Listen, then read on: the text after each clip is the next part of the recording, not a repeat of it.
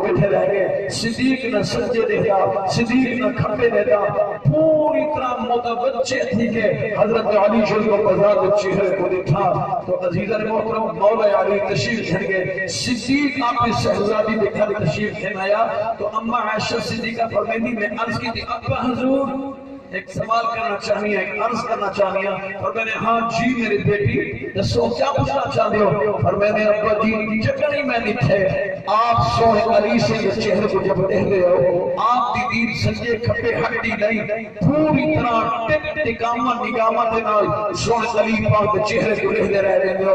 اور میں نے ابا جی کی وجہ کیا ہے؟ خدا دی قسم صدیق اکبر نے کیا فرمایا؟ اور میں نے میری بیٹی میرے نبی نے